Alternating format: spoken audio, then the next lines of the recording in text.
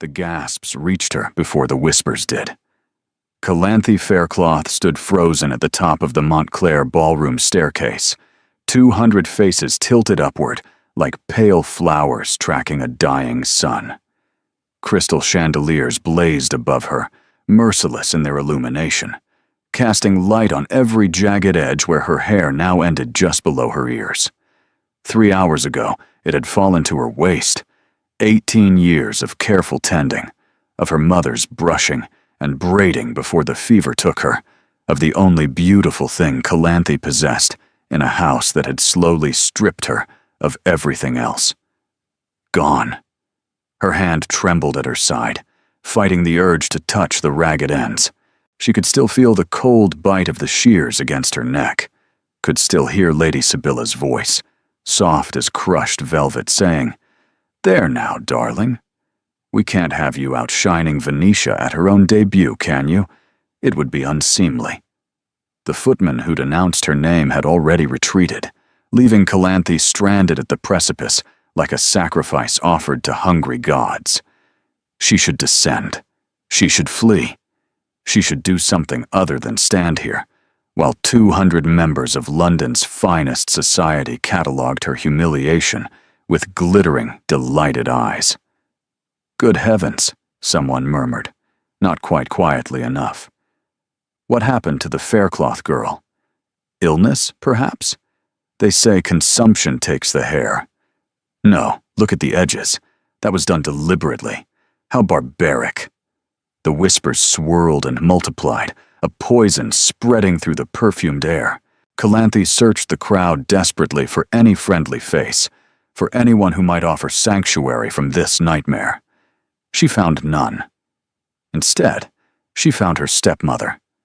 Lady Sibylla stood near the refreshment table, resplendent in burgundy silk, her expression arranged into perfect maternal concern.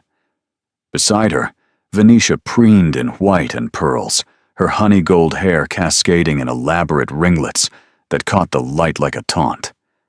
They watched Calanthe with identical expressions of barely concealed triumph. "Move," she commanded herself. "Move, or they win completely." She forced her foot onto the first step, then the second. Her borrowed gown, a cast-off of Venetia's from 3 seasons past, suddenly felt like armor made of paper. The ivory silk had been beautiful once, but now it only emphasized how wrong everything else was. The wrong hair, the wrong girl, the wrong life. Halfway down, she heard it. 15,000 a year, and Ashworth Manor besides. They say he's refused every match his aunt has proposed. The Duke of Vexley? Here tonight? I thought he never attended these affairs. Apparently, Lady Augusta insisted. She's desperate to see him settled before the season ends. Calanthe didn't care about dukes. She cared about surviving the next 30 seconds without her legs giving way. But the name rippled through the ballroom like wind across water, heads turning toward the far corner where shadows gathered thick and heavy. She didn't look, couldn't afford the distraction. 3 more steps. 2. 1. Her slippers touched the marble floor, and she released a breath that felt like surrender. Now what? The crowd had parted around her, leaving a radius of empty space as though her misfortune might be contagious. Calanthe stood in that island of isolation, spine straight, chin lifted, refusing to give them the satisfaction of seeing her crumble. Her mother had taught her that much before she died. Dignity costs nothing, my love. And sometimes it's all we have left. She turned toward the terrace doors, seeking escape, and walked directly into a wall of black wool and cedar and something darker she couldn't name. "Forgive me," she gasped, stumbling backward. Strong hands caught her elbows, steadying her with impersonal efficiency. "I wasn't watching where I—" The words died in her throat. He was tall. That was her first impression. Tall and broad-shouldered in evening clothes that fit like they'd been sewn directly onto his frame.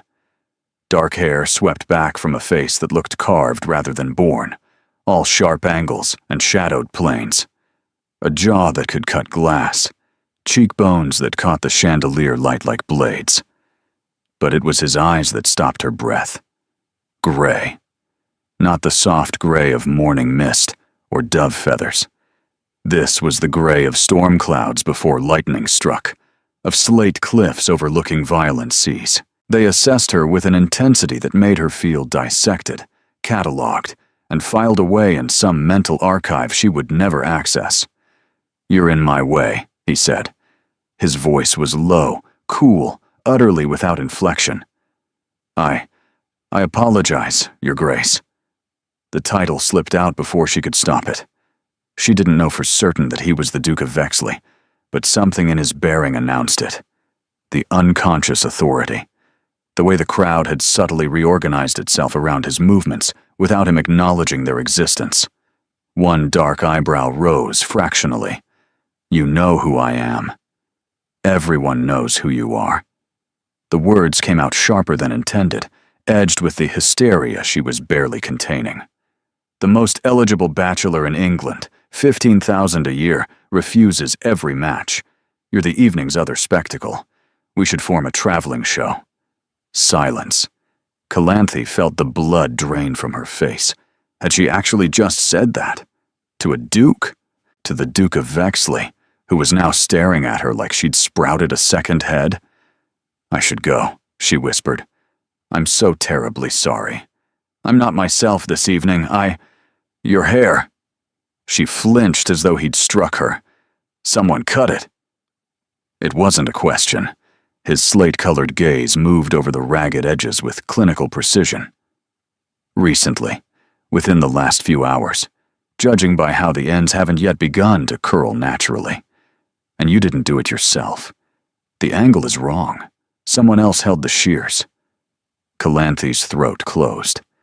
Of all the responses she'd expected, of all the mockery and pity she'd steeled herself against, this cold analysis was somehow worse. He'd reduced her humiliation to evidence, her pain to a puzzle. "Yes," she managed. "Someone else held the shears." "Who?" "I don't see how that's any of your concern, Your Grace." Those winter sky eyes returned to hers, and something flickered in their depths. Interest, perhaps, or irritation. With a face that controlled, it was impossible to tell. "You're right," he said. "It isn't." He stepped around her and walked away without another word. Calanthe stood there, trembling, humiliated, and somehow more confused than she'd been before. The crowd buzzed with fresh speculation, eyes darting between her and the Duke's retreating back. She could feel Lady Sibylla's gaze burning into her from across the room, could feel the weight of Venetia's smug satisfaction. She needed to escape, needed to think, needed to— "Miss Faircloth!" A new voice, feminine and bright, appeared at her elbow.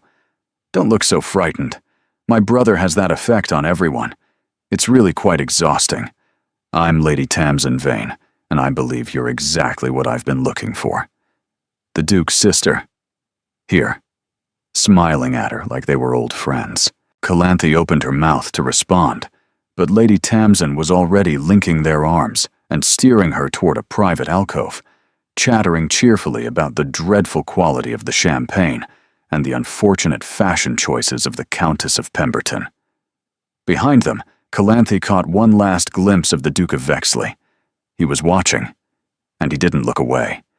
The alcove was small and shadowed, tucked between two marble columns, where the candlelight didn't quite reach. Lady Tamsin pressed Calanthe into a velvet chair and stood over her like a general assessing a battlefield. "First things first," she said, producing a fan from somewhere and waving it briskly. "You look like you're about to faint, which would be terribly inconvenient. Deep breaths. That's it. Good." Calanthe obeyed mechanically, her mind still reeling. The Duke's sister. Why would the Duke's sister care about a disgraced nobody with butchered hair? "I don't understand," she managed. "You said you've been looking for me. We've never met." "No, but I've been watching you since you entered." Lady Tamsin settled into the opposite chair with the grace of someone who had never doubted her welcome anywhere. The way you walked down those stairs, everyone gawking, and you didn't cry, didn't flee. You just kept going. That takes steel. Or stupidity. Sometimes they're the same thing. Lady Tamsin leaned forward, her expression growing serious. I know what happened to you. The stepmother, the stepsister. The systematic dismantling of your life since your father died. It's not as secret as Lady Sibylla thinks. Calanthy's breath caught. How do you? Because I make it my business to know things, particularly things that might be useful. She paused, studying Calanthy's face. Your father was Aldrich Faircloth, the shipping merchant. Quite wealthy, quite respected. He married Lady Sibylla 3 years ago, adopted her daughter Venetia, and then conveniently died of a fever 18 months later. His will left everything to his wife, with a modest allowance for you that somehow never materializes. You've been living as an unpaid servant in your own home ever since. Every word was accurate. Every word was a wound. Why are you telling me things I already know? Because I want you to understand that I understand. Lady Tamsin's voice softened. My mother died when I was born. I know what it is to be raised by people who see you as an inconvenience, to have your existence tolerated, rather than celebrated. Calanthy thought of the Duke's cold assessment, his clinical observation of her cut hair. Your brother didn't seem inconvenienced. He seemed entirely indifferent. Hadrian seems indifferent to everything. It's his armor. Lady Tamsin glanced toward the ballroom, where the music had started up again. He's been like that since our father died 2 years ago. Retreated behind defenses, so high I can barely see him anymore. Our aunt, Lady Augusta, is convinced that marriage will fix him. She's been parading eligible women past him all season, like he's a prize bull at market. I'm sorry for his loss. And yours. Calanthy meant it, even through her own fog of pain. But I still don't understand why you've cornered me in an alcove.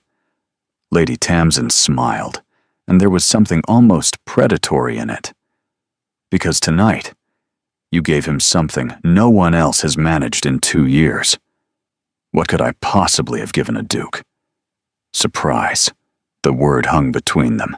Calanthy remembered his eyebrow lifting, the fractional shift in his expression when she'd compared them to a traveling show. The way he'd analyzed her hair with such precision, then walked away without false sympathy. That's not a gift, Calanthy said. That's an accident. I wasn't thinking clearly. Exactly. You weren't performing. Everyone performs for Hadrian. The matchmaking mamas with their simpering daughters, the fortune hunters with their calculated charm, even our aunt with her endless lectures about duty. But you just talked to him, insulted him actually, to his face. I called us a traveling show. You did, and he didn't destroy you for it. Lady Tamsin laughed, bright and startling. You don't understand how significant that is. He's eviscerated men in Parliament for less, made debutantes cry with a single look. But you? He walked away without a word, which means you've gotten under his skin. Calanthy shook her head. With respect, Lady Tamsin, I think you're seeing things that aren't there. Your brother looked at me like I was a mildly interesting puzzle, not a person. That's how he looks at everything he's afraid to feel something about. Before Calanthy could respond, a shadow fell across the alcove entrance. The Duke of Vexley stood there, his expression carved from marble. Behind him, the ballroom continued its glittering dance, oblivious to the tension suddenly crackling in the small space. Tamsin? His voice was flat. What are you doing? Having a conversation. You should try it sometime. With the young woman who compared us to circus attractions. She made a valid point. Lady Tamsin rose, smoothing her skirts with exaggerated casualness. Miss Faircloth, may I present my brother properly? Hadrian Vane, Duke of Vexley. "Hadrian, this is Miss Calanthe Faircloth. Be nice to her. She's had a terrible evening." "I can see that." The Duke's gaze swept over Calanthe again, and she forced herself not to shrink under his scrutiny. "Who did it?" "Who did what?" "Your hair. Who cut it?" Lady Tamsin made a small sound of protest. "Hadrian, really, that's hardly—" "My stepmother." The words fell from Calanthe's lips before she could stop them. Perhaps it was exhaustion. Perhaps it was the strange safety of this shadowed alcove, with this odd girl who seemed to know everything, and this impossible man who looked at her like she was a code to crack. "She came to my room 3 hours ago with shears, said she couldn't have me outshining her daughter at Venetia's debut, held me down while the maid cut." Silence. Lady Tamsin's hand flew to her mouth. The Duke's expression didn't change, but something stirred behind his eyes. A darkening, like clouds gathering before a storm. "She held you down," he repeated. "I fought. At first.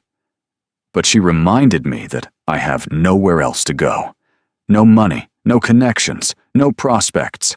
If she turns me out, I'll end up in a workhouse or worse." Calanthe's voice cracked, and she hated herself for it. "So I stopped fighting, and I let her take the only thing I had left of my mother." The confession left her hollow. She waited for the pity, the dismissal, the polite excuse to escape this uncomfortable conversation. Instead, the Duke turned to his sister. "Fetch Aunt Augusta. Tell her I've found what I'm looking for." Lady Tamsin's eyes went wide. "Hadrian, you can't be serious. You've spoken to her for 5 minutes. Do it now." Something in his tone brooked no argument. Lady Tamsin cast one last, uncertain glance at Calanthe, then disappeared into the ballroom, her blue skirt swirling behind her. Calanthe was alone with the Duke of Vexley. He stepped into the alcove fully now, his broad shoulders blocking the light from the ballroom. Up close, she could see the faint lines around his eyes, the exhaustion that even his rigid control couldn't quite hide. He was younger than she'd first thought, 30 perhaps, or 31. But he carried himself like a man who had lived several lifetimes already. "Miss Faircloth." He said her name like he was testing its weight. "I'm going to make you a proposition. I'm not sure I want to hear it. You will?" He clasped his hands behind his back, every inch the aristocrat. "My aunt has spent the last 2 years attempting to force me into marriage. She believes a wife will cure whatever she thinks is wrong with me. I have refused every candidate she has presented. But she has now issued an ultimatum. Choose a bride by season's end, or she will choose one for me." Calanthe felt the ground shifting beneath her. "What does this have to do with me? I need someone to play a role, a decoy, someone I can present as a potential match to keep my aunt satisfied, while I determine how to dissolve her authority over my affairs." His gray eyes held hers with unnerving intensity. Someone with no connections, no fortune, and no illusions about what this arrangement would be. Her mouth went dry. "You want me to pretend to be courted by you. I want you to live in my household as my sister's companion, to attend events on my arm, to make my aunt believe I am considering you as a bride." He paused. "In exchange, I will remove you from your stepmother's household tonight. You will never return there. And when this arrangement ends, I will ensure you have references, connections, and the means to build whatever life you choose." The offer was impossible, outrageous, the kind of thing that happened in novels, not in real life. And yet, Calanthe thought of Lady Sibylla's satisfied smile, of Venetia's cascading curls, of the cold shears against her neck, and the pieces of her mother's legacy scattered on the floor. "Why me?" she asked. "Of all the women in that ballroom, why would you choose someone like me?" The Duke's expression flickered, something almost human passing through those gray eyes. "Because you didn't bow," he said. "Everyone bows. Everyone scrapes and simpers and performs. But you walked down those stairs with your hair butchered and your dignity in tatters, and you didn't bow to any of them. You even had the audacity to insult me. I didn't mean. You meant every word. And that's precisely why I'm asking." He extended his hand. "Do we have an agreement, Miss Faircloth?" Calanthe stared at his outstretched palm. Behind him, she could see Lady Tamsin returning with an older woman in severe black silk. Lady Augusta, presumably, come to witness whatever madness her nephew was planning. Beyond them, Lady Sibylla had noticed something was happening. She was craning her neck, her expression shifting from smugness to confusion to something that looked almost like fear. "Good. Before I agree to anything," Calanthe said, her voice steadier than she felt. "I have conditions." The Duke's eyebrow rose. "You're negotiating with me. You need me as much as I need this opportunity. That makes us equals, Your Grace, at least in this." A flicker passed through his expression, the barest hint of a curve at the corner of his mouth, there and gone so quickly she might have imagined it. "Name your conditions, Miss Faircloth." The ballroom had grown quieter. Calanthe could feel the weight of attention shifting toward their alcove, curious eyes tracking Lady Augusta's purposeful stride, calculating the implications of the Duke of Vexley holding court in a shadowed corner with the disgraced Faircloth girl. Let them watch. "First condition," Calanthe said, keeping her voice steady despite the hammering of her heart. "I want my father's watch returned to me." The Duke's brow furrowed. "Your father's watch?" "A gold pocket watch with his initials engraved on the case. My mother gave it to him on their wedding day. When he died, Lady Sibylla claimed it as part of the estate. But it was my mother's before it was his, which makes it mine by rights. I want it back." "You could simply ask your stepmother. I've asked. For 18 months I've asked. She tells me it was sold to pay debts. But I know she's lying. I've seen it in her jewelry box. She keeps it there because she knows it hurts me." The Duke studied her for a long moment, and Calanthe had the uncomfortable sensation of being weighed against some invisible standard. "I'll have it retrieved," he said finally. "What else? When this arrangement ends, I want a position secured. Not charity, not pity. Actual employment. Governess. Companion. Something respectable that will allow me to support myself. I won't be dependent on anyone's goodwill ever again." "That can be arranged. And your third condition?" This was the one that mattered most. Calanthe took a breath. "I want your word that when you do decide to marry, genuinely for whatever reason, this arrangement ends immediately. I won't be made a fool of. I won't be strung along while you conduct a real courtship behind my back. If I'm to play this role, I play it knowing exactly when the curtain falls." Lady Augusta had reached them now, her sharp eyes moving between Calanthe and her nephew with obvious displeasure. Lady Tamsin hovered behind her, practically vibrating with anticipation. But the Duke ignored them both, his attention fixed entirely on Calanthe. "You ask for transparency," he said slowly. "I ask for honesty. There's been precious little of it in my life. I won't enter into another arrangement built on lies and convenient silences. This entire arrangement is built on lies. You'll be pretending to be my potential bride. That's performance. Performance, I understand. What I won't tolerate is deception between us, behind the scenes. If we're to be partners in this charade, we operate with open cards." The silence stretched between them, taut as a bowstring. Lady Augusta cleared her throat. "Hadrian, what precisely is happening here? Tamsin said you found what you're looking for, but surely she can't mean—" "Aunt Augusta." The Duke's voice carried the quiet authority that silenced rooms. "May I introduce Miss Calanthe Faircloth? She'll be coming to stay with us as Tamsin's companion. Indefinitely." The older woman's expression could have frozen the Thames. "I see." Each syllable dripped with controlled fury. And does Miss Faircloth understand what she's agreeing to? Does she comprehend the scrutiny she'll face, the rumors that will follow, the absolute certainty that society will tear her apart at the first opportunity? She's already survived society's worst tonight. The Duke's gaze didn't waver from Calanthy's face. I suspect she can manage. This is madness. You've spoken to this girl for a quarter hour at most. You know nothing about her. I know she was held down while someone cut her hair to prevent her from outshining her stepsister. I know she walked into this ballroom regardless, and I know she's the first person in 2 years who's spoken to me like I'm a human being rather than a title to be acquired. Lady Augusta's sharp intake of breath was audible. Lady Tamsin made a small, delighted sound. Calanthy said nothing. What could she say?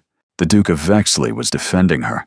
Her, the nobody with the butchered hair and the borrowed dress and 18 months of accumulated humiliations. It didn't make sense. None of this made sense.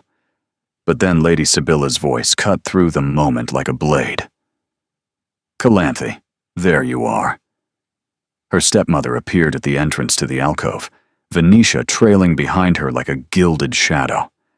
Lady Sibylla's smile was perfect, concerned, maternal, utterly false. We've been looking everywhere for you, darling.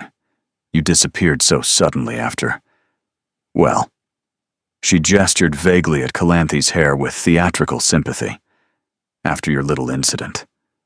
My little incident. Calanthy's voice came out flat. You mean when you held me down and cut off my hair with kitchen shears? The words fell into the crowded alcove like stones into still water. Lady Augusta's eyes widened. Lady Tamsin gasped. Even the Duke's controlled expression flickered with something that might have been satisfaction. Lady Sibylla's smile didn't waver, but her eyes went cold. Darling, you're confused. The fever, remember. You begged me to cut it because you couldn't bear the weight. I was only trying to help. There was no fever. You've been unwell for days. Everyone knows it. The doctor said. What doctor? What fever? I was perfectly healthy until you decided Venetia shouldn't have competition tonight. A crowd was gathering now. Calanthy could see them clustering at the edge of the alcove, fans fluttering, eyes bright with scandal's promise. This was what they came to balls for. Not the dancing or the champagne, but the exquisite entertainment of watching someone else's destruction. She didn't care anymore. Miss Faircloth will be leaving with my family this evening, the Duke said, his voice cutting through the mounting tension like a knife through silk. She has accepted a position as my sister's companion. Lady Sibylla's composure finally cracked. I beg your pardon? You heard me. But she can't. She's my stepdaughter. My responsibility. Her father is dead, and by all accounts, you've made her life miserable since the moment he was buried. The Duke stepped forward, and something in his bearing made Lady Sibylla stumble back. Her belongings will be collected tomorrow. You'll send everything that belongs to her, including... He glanced at Calanthy. A gold pocket watch with her father's initials. If anything is missing, I'll know. And I'll respond accordingly. The threat was velvet-wrapped steel. Lady Sibylla recognized it. Her face went pale. Your Grace, surely there's been some misunderstanding. Calanthy has always been prone to dramatics. Her mother was the same way. Do not, Calanthy said quietly, speak of my mother. It was the steel in her voice that silenced everyone. Not the Duke's authority, not Lady Augusta's disapproval, not the crowd's hungry attention. Just Calanthy, standing straight despite everything, refusing to let her mother's memory be weaponized.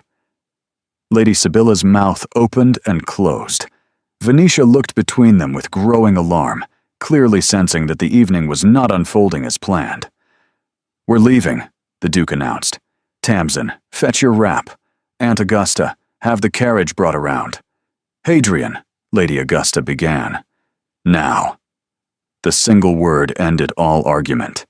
Lady Tamsin practically skipped toward the door. Lady Augusta swept after her with rigid dignity, casting one last inscrutable look at Calanthe. The Duke extended his arm. Calanthe looked at it, then at him. Those slate-colored eyes gave nothing away. He was offering her an escape, from Lady Sibylla, from Venetia, from the ruins of the life she'd been trapped in since her father died. All she had to do was take it. "This is insane," she whispered. "Probably. You barely know me. True. This could ruin both of us. Also true." The corner of his mouth twitched. "But I find I don't care." "Do you?" She thought of her father's watch, locked in Lady Sibylla's jewelry box, of her mother's hair ribbons, given away to servants, of the small bedroom that had once been a storage closet, the meals taken alone in the kitchen, the endless parade of small cruelties designed to remind her that she was unwanted, unloved, and utterly alone. "No," she said. "I don't care either." She took his arm. The crowd parted before them like the Red Sea, faces blurring into a wash of shock and fascination and barely concealed envy. Calanthe kept her chin high, her spine straight, and her hand steady on the Duke's sleeve. Behind her, she heard Lady Sibylla's voice, high and desperate. "You can't do this. She's nothing. She's nobody. Her mother was a merchant's daughter. Her bloodline is common as dirt." The Duke stopped, turned. His expression was carved from ice. "Her bloodline," he said softly, "is none of your concern. And if I hear you've spoken ill of her again, in public or private, you will discover exactly how much influence the Duke of Vexley has over society's favor. I suggest you take Venetia home and pray I forget you exist." He turned back and continued walking, Calanthe on his arm, leaving Lady Sibylla standing in the middle of the Montclair ballroom with 200 witnesses to her humiliation. The night air hit Calanthe's face as they stepped through the main doors, cool and crisp with the promise of spring. A grand carriage waited at the curb, the Vexley crest gleaming on its door. "Miss Faircloth." The Duke handed her up into the carriage, his touch impersonal but steady. "Welcome to your new life." She settled onto the velvet seat, watching him climb in after her. Lady Tamsin was already there, practically bouncing with excitement. Lady Augusta sat in the opposite corner, her expression promising a reckoning to come. The carriage lurched into motion. Through the window, Calanthe could see the Montclair house receding, its lights blurring through the tears she refused to let fall. She had done it. She had escaped. But as she caught the Duke's unreadable gaze across the darkened carriage, she couldn't shake the feeling that she'd merely traded one kind of captivity for another. And she had no idea what price this new cage would ultimately demand. The Vexley townhouse rose from the London street like a monument to generations of accumulated power.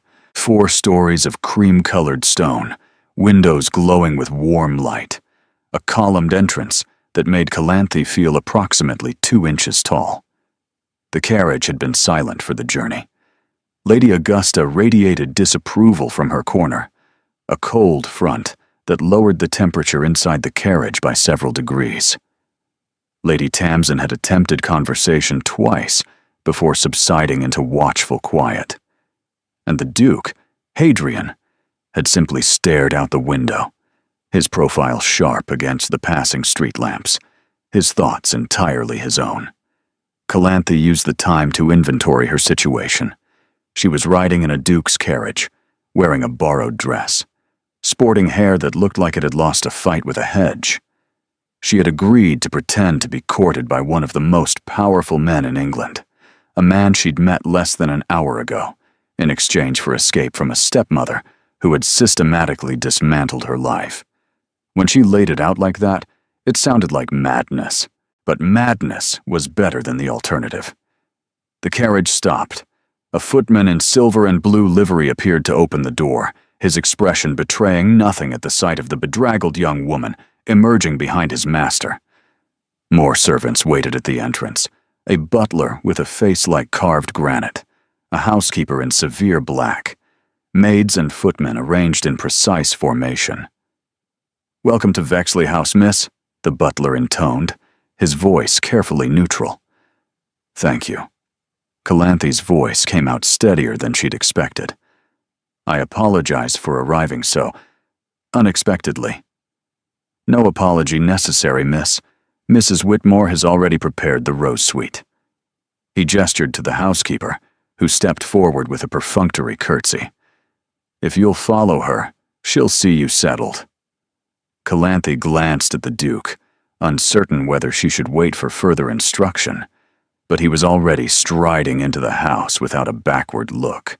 Lady Augusta swept past next, her skirts rustling with agitation. Only Lady Tamsin lingered. "Don't mind them," she whispered, squeezing Calanthy's arm. "Hadrian retreats when he's overwhelmed, and Aunt Augusta needs time to recalibrate her schemes. Come, I'll walk up with you. The rose suite is lovely. It was our mother's favorite guest room." The interior of Vexley House stole Calanthy's breath. Marble floors veined with gold, soaring ceilings painted with mythology, crystal chandeliers scattering light into rainbows, portraits of stern-faced ancestors watching from gilded frames. She had grown up comfortable. Her father's shipping business had provided a pleasant house, good food, serviceable clothing. But this was wealth beyond comprehension. The cost of one vase displayed on a side table could have fed her family for a year. "I know it's excessive," Lady Tamsin said, apparently reading her expression. "Father always said it was like living in a museum. He preferred the country estate. Fewer echoes, more life. But Hadrian keeps the London house maintained for Parliament and social obligations." She paused at the base of a sweeping staircase. "It's been rather empty since Father died. No entertaining, no guests. You're the first person Hadrian has voluntarily brought home in 2 years." Calanthy didn't know how to respond to that. The weight of it, the significance Lady Tamsin seemed to attach to her presence, felt too heavy to carry alongside everything else. The rose suite was on the 3rd floor, down a corridor, lined with more paintings and the occasional marble bust. Mrs. Whitmore opened the door with a key from her ring and stepped aside. "The fire's been lit, miss. I've sent Nellie to unpack your—" She stopped, clearly realizing there was nothing to unpack. "That is, we'll arrange for appropriate clothing first thing tomorrow. For tonight, I can provide a nightdress and wrapper from Lady Tamsin's wardrobe." "That would be very kind. Thank you." The housekeeper's expression softened fractionally. "Is there anything else you require, miss?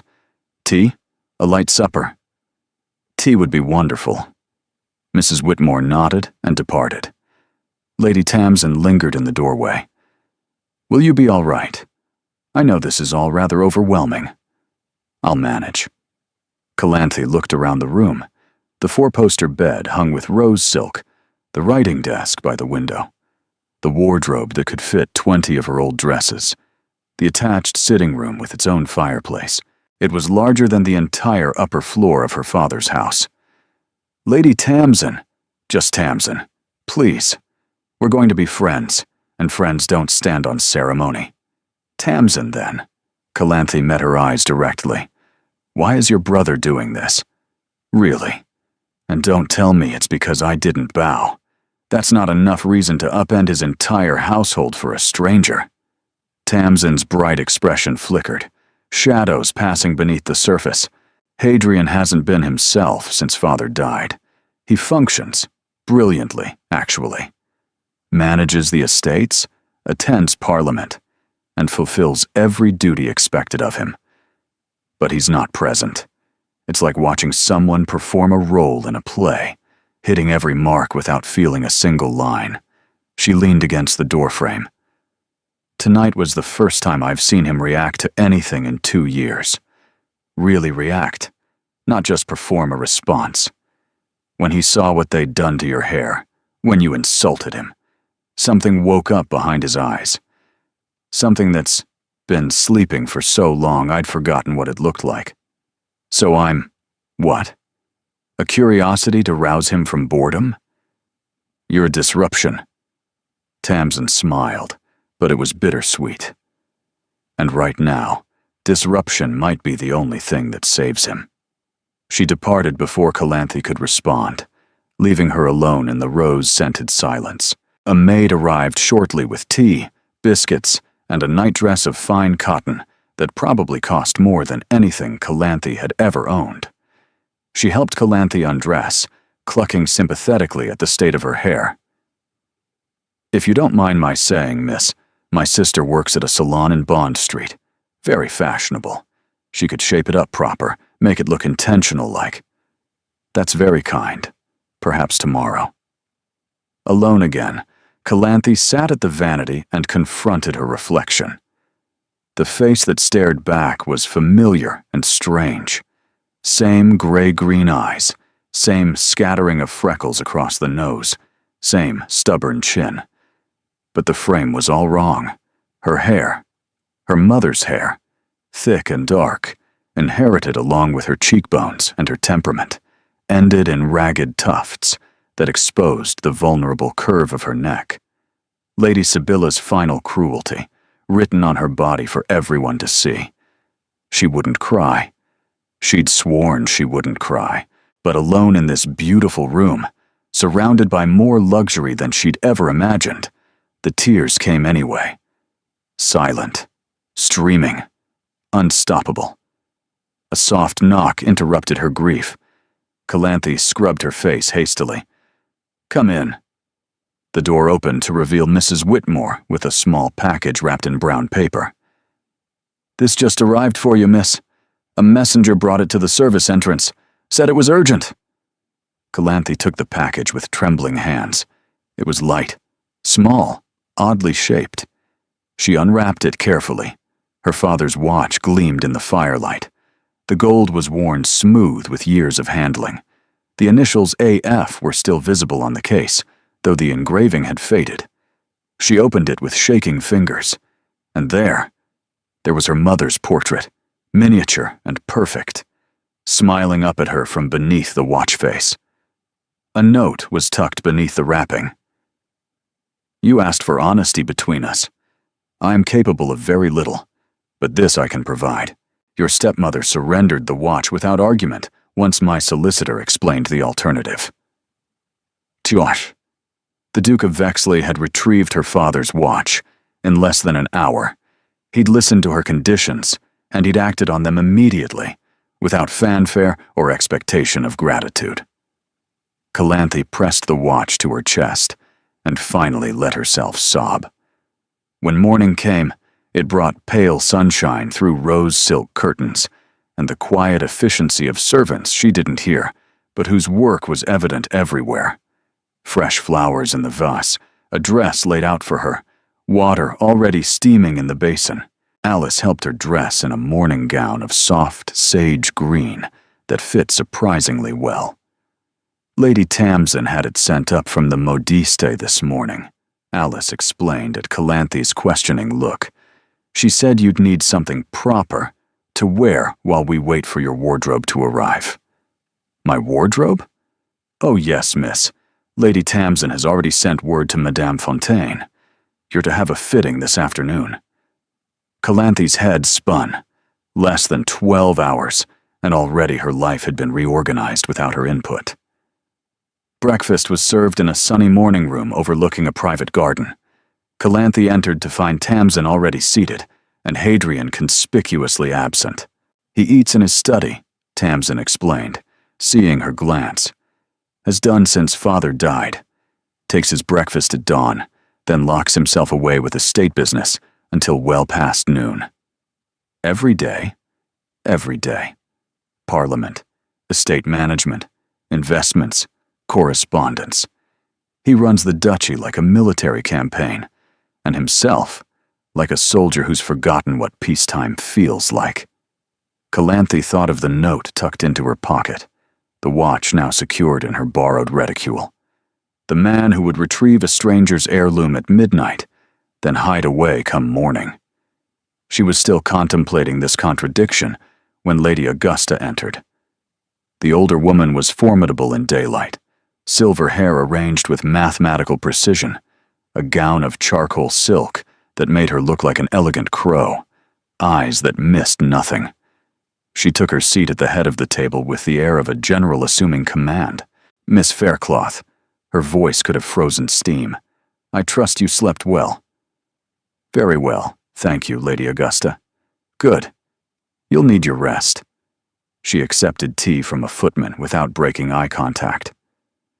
"After breakfast, you and I will have a private conversation. It's past time we established expectations." The words landed like a gauntlet thrown. Tamsin made a noise of protest. "Aunt Augusta, surely that can wait." "It cannot. If Miss Faircloth is to remain under this roof, she needs to understand exactly what she's walked into." Lady Augusta's gaze was granite. "And I need to understand exactly who she is." Calanthe set down her teacup with careful precision. "I welcome the conversation, Lady Augusta. I have questions of my own." Something flickered in the older woman's expression. Surprise, perhaps, or the first stirrings of respect. "Do you indeed?" It wasn't a question. "Then we shall be very direct with each other, Miss Faircloth. I do so prefer directness. It saves time." The clock on the mantel ticked away the minutes. Tamsin looked between them like a spectator at a fencing match, uncertain which direction the first blade would strike. Calanthe took a bite of toast and chewed slowly, refusing to let Lady Augusta's scrutiny steal her appetite. She had a feeling she'd need her strength for what came next. Lady Augusta's private sitting room was a study in controlled elegance. Every piece of furniture was perfectly positioned. Every surface gleamed with the kind of polish that spoke of servants who feared their mistress's inspections. Calanthe sat in the chair indicated, back straight, hands folded in her lap. Lady Augusta took the chair opposite, arranging her skirts with deliberate care before fixing Calanthe with those calculating eyes. "Close the door, Marbury," she said to the waiting butler. "We are not to be disturbed." The door clicked shut. They were alone. "So," Lady Augusta began, "you've managed to capture my nephew's attention. A remarkable feat, considering his lack of interest in anything remotely human for the past 2 years." "I didn't set out to capture anyone's attention, Lady Augusta. I was simply trying to survive the evening. And yet here you are, installed in our best guest suite, wearing my niece's clothes, with your belongings being collected from your stepmother's house as we speak." The older woman's tone sharpened. Quite an improvement in circumstances for a girl who was nobody yesterday. Calanthe felt heat rise in her cheeks, but kept her voice level. "I was never nobody, Lady Augusta. I was simply treated as though I were." A semantic distinction. An important one. She held the older woman's gaze. "I am the daughter of Aldrich Faircloth, who built a shipping empire from nothing. I am the granddaughter of a naval captain and a merchant's wife. My blood may not be blue, but it is honest, and I will not apologize for my origins." Lady Augusta was silent for a long moment. "Tamsin was right," she said finally. "You do have spine." "Was that in question?" "Everything about you is in question, Miss Faircloth. You've appeared from nowhere. You've been installed in my nephew's household under the flimsiest of pretenses, and now society will believe you're being courted by one of the most eligible men in England." She leaned forward. "So you will forgive me if I treat you with appropriate suspicion?" "I would expect nothing less." "Good. Then let us dispense with pretense." Lady Augusta's voice dropped, becoming almost soft. "Hadrian told you this arrangement is about deflecting my matchmaking attempts. That's partially true. But it's not the whole truth, and you deserve to know what you've actually walked into." Calanthe's pulse quickened, but she kept her expression neutral. "I'm listening. My nephew is in trouble." The admission seemed to cost Lady Augusta something. Not financial. The duchy is prosperous, not political. His reputation in Parliament is sterling. The trouble is here. She touched her chest, over her heart. And here, she touched her temple. His father's death. His father's death was the catalyst, but the roots go deeper. Lady Augusta rose, moving to the window, her silhouette stark against the morning light. Did Tamsin tell you how Edmund died? Only that it was 2 years ago. A hunting accident. His horse threw him while jumping a fence. He struck his head on a stone and never woke. Her voice was carefully controlled. Hadrian was there. He watched it happen. He held his father in his arms while Edmund bled into the grass, calling for help that came too late.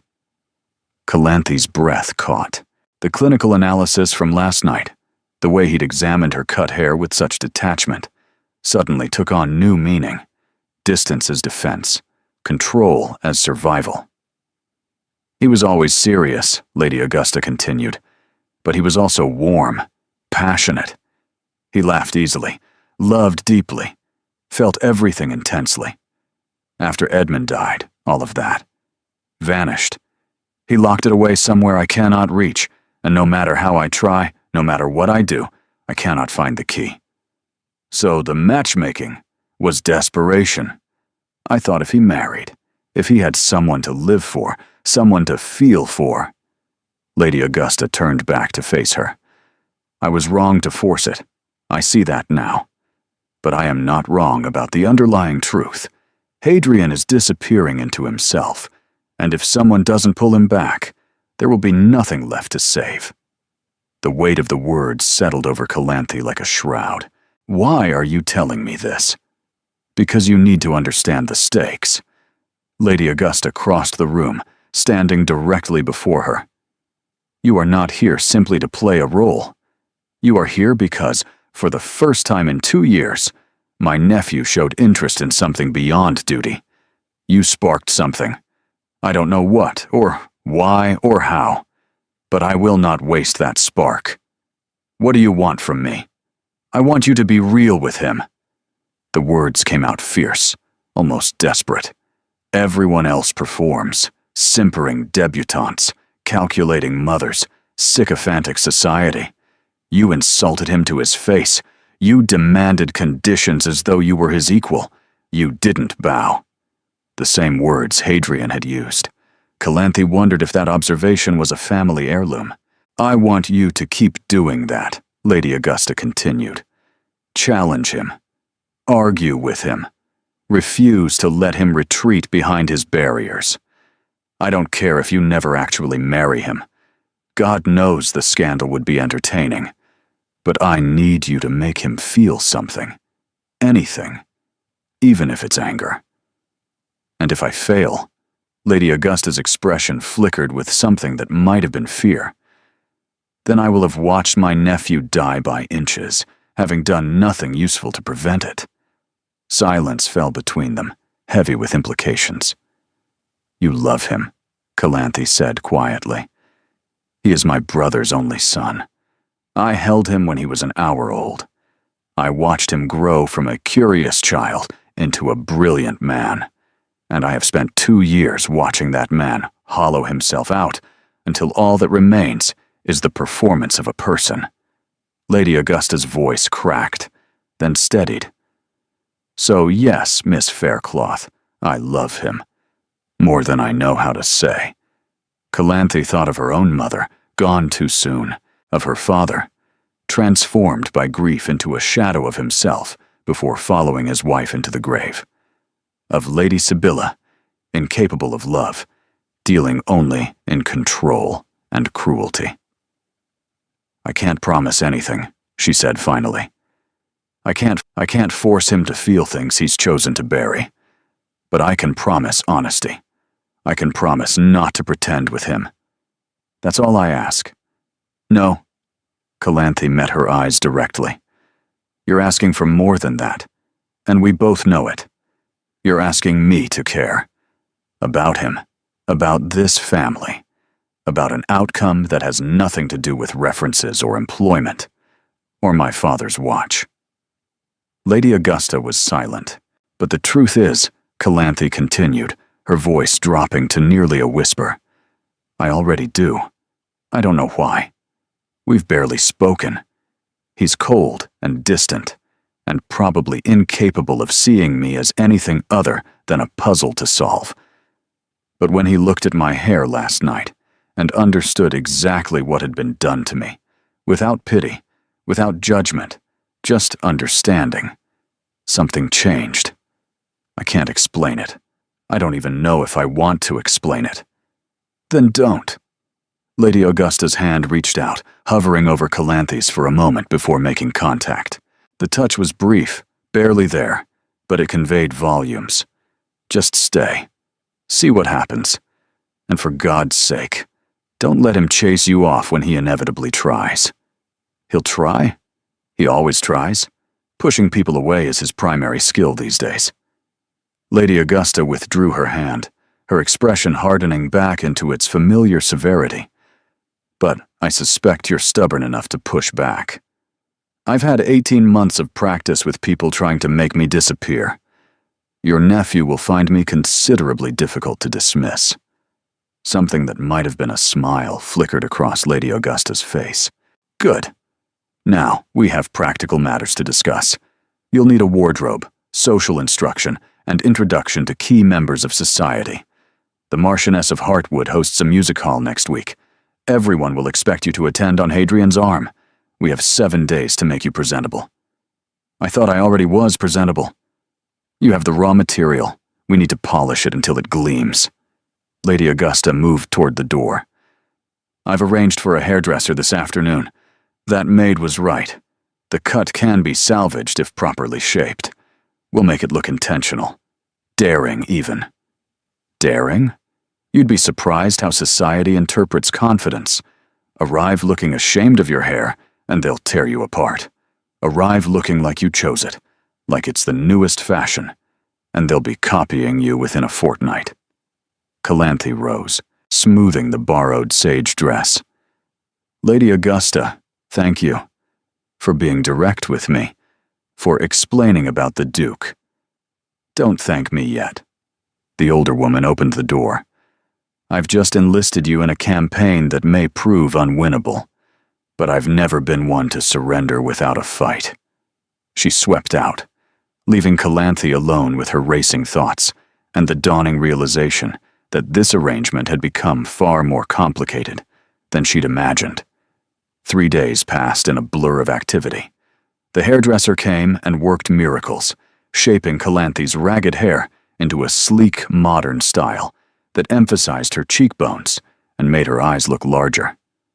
Madame Fontaine arrived with fabric samples and fashion plates, taking measurements with clinical efficiency, while Tamsin exclaimed over colors and silhouettes.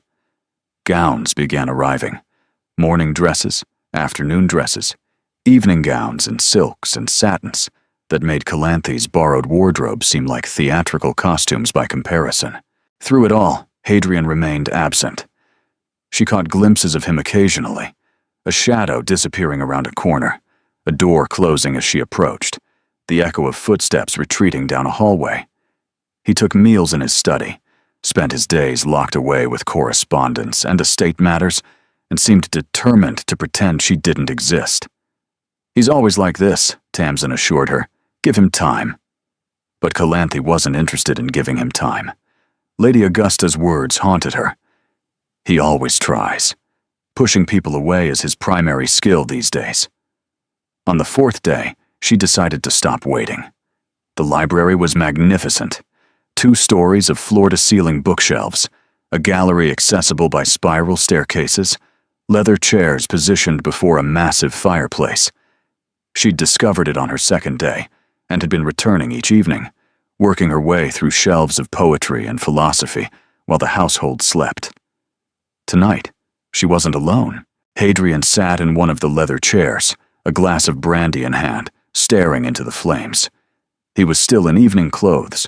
Apparently he'd returned from some parliamentary function, but his cravat was loosened, his hair disheveled, as though he'd been running his hands through it repeatedly. He didn't acknowledge her entrance. Your Grace. Calanthe moved toward the bookshelves, refusing to be intimidated. I didn't realize you'd returned. Obviously. I can leave if you'd prefer solitude. What I'd prefer seems rather irrelevant to everyone in this household. She pulled a volume from the shelf.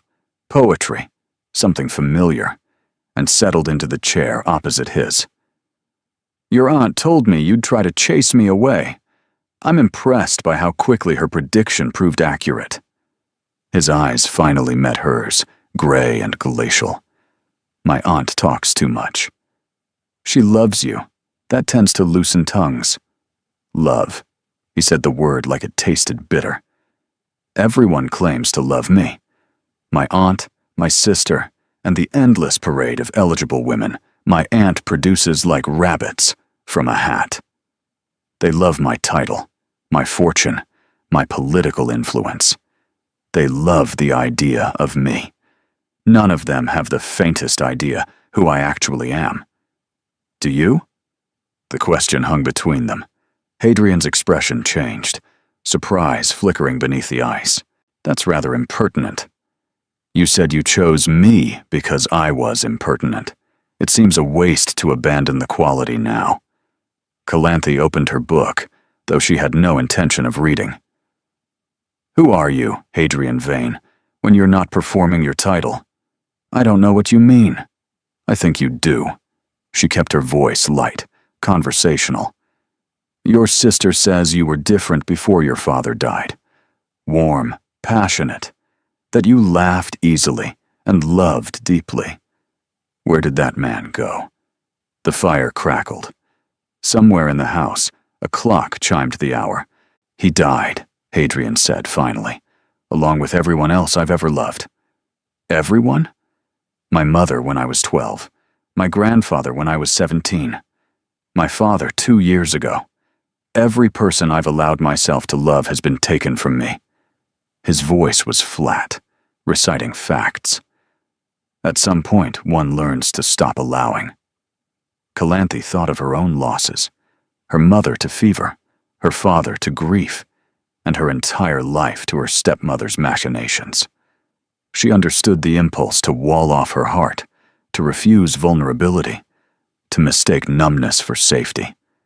She also understood that it was killing him. My mother died when I was 13, she said quietly. She caught a fever that winter and simply never recovered. I watched her fade for 3 weeks, held her hand at the end when she didn't have the strength to hold mine. And when she was gone, I thought I would never feel anything again. Hadrian's glass stopped halfway to his lips. But I was wrong, Calanthe continued. Grief isn't the absence of feeling. It's feeling too much. The numbness that follows isn't protection. It's exhaustion. It's our hearts trying to survive something unsurvivable. She paused. The difference is, exhaustion eventually ends. If we let it. And if we don't, then we die too. Just more slowly, and more alone. The fire popped, sending sparks spiraling up the chimney. Hadrian set down his glass and leaned forward, his elbows on his knees, his eyes searching her face. You speak as though you know. I spent 18 months in a house that wanted me erased. Every day, my stepmother found new ways to diminish me. The small room, the hand-me-down clothes, the meals taken alone, the labor that servants used to perform. She was trying to make me nobody. And for a while, I let her succeed. I became so small, so quiet, and so invisible, I nearly forgot I existed at all. What changed? She cut my hair. Calanthe touched the newly shaped strands, still unfamiliar. She held me down and cut off the one thing I had left of my mother, and something inside me broke. But not the way she intended. The numbness shattered instead. I stood up. I walked into that ballroom. I refused to bow. And insulted a duke in the process. A ghost of a smile crossed her lips. My mother would have been simultaneously horrified and delighted. Hadrian was silent for a long moment. When he spoke again, his voice was different, softer, rawer, stripped of its careful control.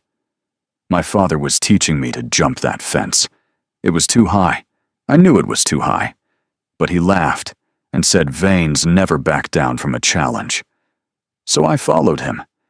And when his horse refused, when he went over the animal's head, when I heard the sound of... He stopped. Swallowed. I held him for 47 minutes before help arrived. I counted. Every second, I counted. Because counting was the only thing that kept me from screaming. Calanthe's heart clenched. She wanted to reach for him, to offer comfort, but instinct told her any touch would shatter whatever fragile honesty had emerged between them. You blame yourself. I should have stopped him. Should have insisted we take the lower route. Should have controlled something that was never yours to control.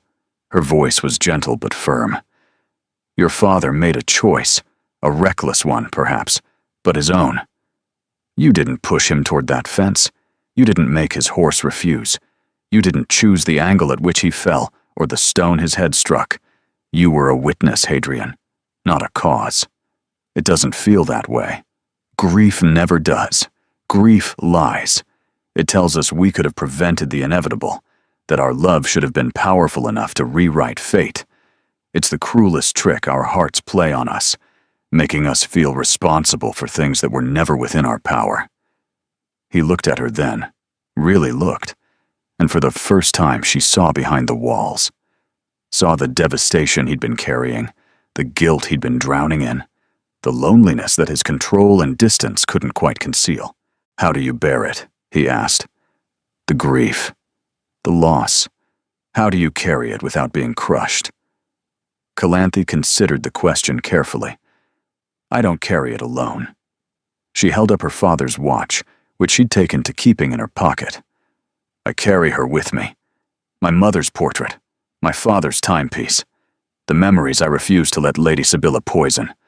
I carry them, and when the weight becomes too heavy, I remember that they would want me to live. Not just survive. Live. She rose, moved toward him, and, after only a moment's hesitation, placed her hand over his. His skin was warm. His fingers twitched, but didn't pull away. You're not betraying your father by feeling things again, she said softly. You're honoring him. He raised a man who feels deeply enough to be destroyed by loss. That's not weakness. That's the measure of how much you loved. Hadrian's throat worked. For a terrible, beautiful moment, she thought he might weep. Instead, he turned his hand over and clasped hers.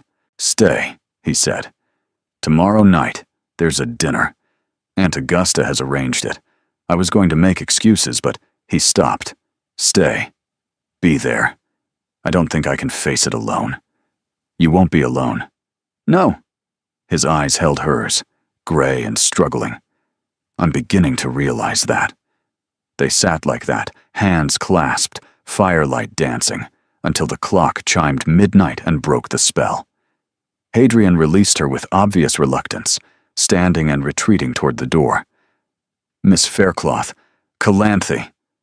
Her name in his voice sounded like a discovery. Thank you. For not treating me like glass. You're not glass. You're stone. And stone only crumbles when it refuses to bend. That almost smile again. There and gone. Good night, Calanthe. Good night, Hadrian. He left. She remained in the library for another hour, staring at the fire, feeling the ghost of his hand against hers, and wondering when, exactly, this arrangement had become something terrifyingly real. The Marchioness of Heartwood's musicale was the first true test. Calanthe stood before the mirror in her room, barely recognizing the woman who stared back. The gown was a deep emerald silk that made her eyes luminous and her skin glow like candlelight. Her shortened hair had been styled into elegant waves that framed her face, adorned with a single pearl comb that Tamsin had insisted she wear. The overall effect was striking, not despite her shorn locks, but somehow because of them. Daring, Lady Augusta had said. Intentional. Calanthe repeated the words like a prayer as Alice fastened the last button. "You look beautiful, miss," Alice said softly, like someone who chose every part of themselves. The sentiment struck deeper than intended. For the first time in 18 months, Calanthe felt like she had chosen something. This dress, this household, this impossible arrangement with a duke who held her hand in firelight and asked her to stay. Whatever tonight brought, she would face it as herself. Hadrian waited at the bottom of the staircase. He was arresting in evening clothes, his dark hair swept back from that carved face, his gray eyes tracking her descent with an intensity that made her breath catch.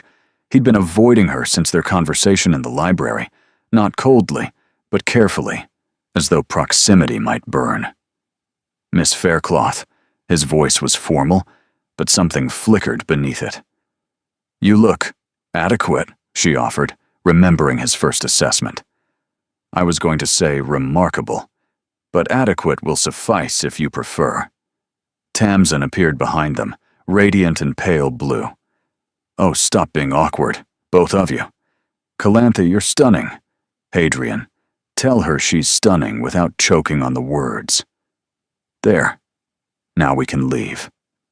Lady Augusta swept down after them, severe in silver silk, and within moments they were in the carriage, rattling toward whatever judgment awaited.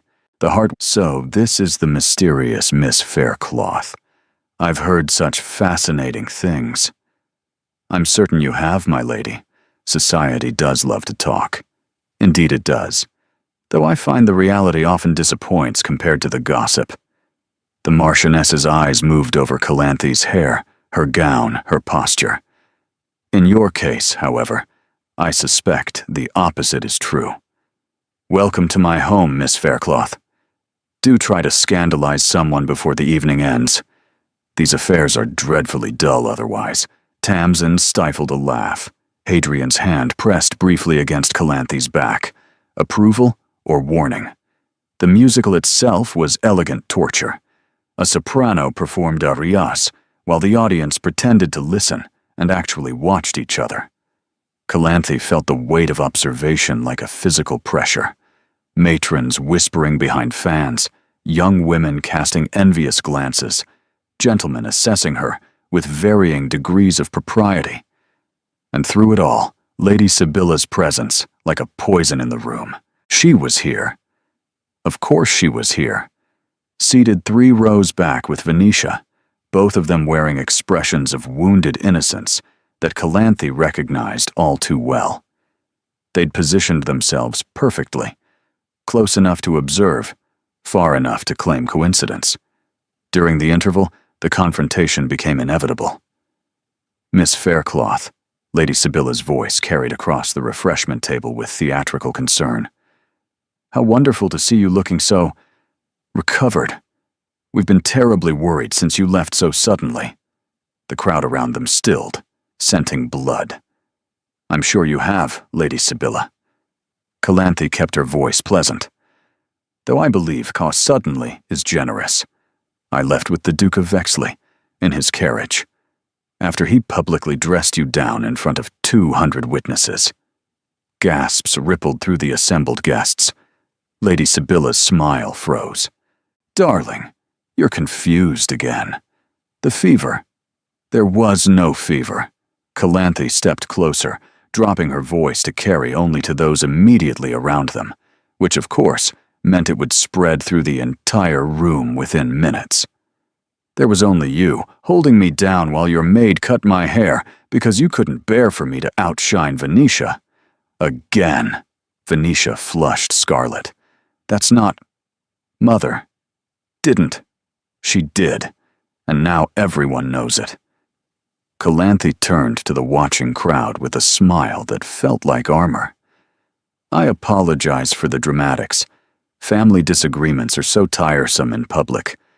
But since my stepmother seems determined to continue her campaign of lies, I thought clarity might be useful." Lady Sibylla's composure finally cracked.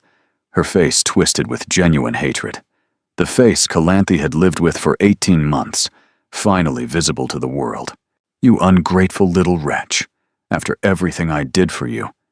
You mean stealing my inheritance? Reducing me to a servant in my own home? Destroying the one thing I had left of my mother? Calanthe's voice shook, but she didn't retreat. Yes, I'm quite ungrateful for all of that. Ladies, Hadrian's voice cut through the tension like a blade. He appeared at Calanthe's side, his expression carved from ice. This conversation is concluded. Your Grace, surely you must understand, Lady Sibylla began. I understand perfectly, Lady Sibylla, and I meant what I said at the Montclair ball. If you continue to speak ill of Miss Faircloth, you will discover exactly how unpleasant my attention can be. He offered Calanthe his arm. Shall we? She took it, her legs trembling beneath her gown, and let him guide her away from the wreckage of the confrontation. Behind them, whispers exploded like fireworks. Shock, delight, the peculiar pleasure society took in witnessing someone else's destruction. Hadrian led her through a set of French doors onto a moonlit terrace.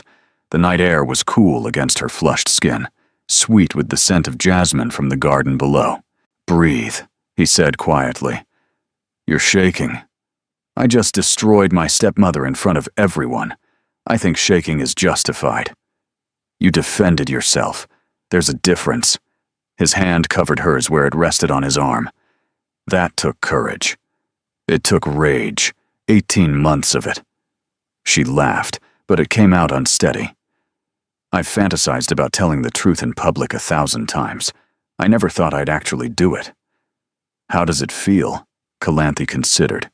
Terrifying, exhilarating, like jumping off a cliff and discovering I have wings. An apt metaphor.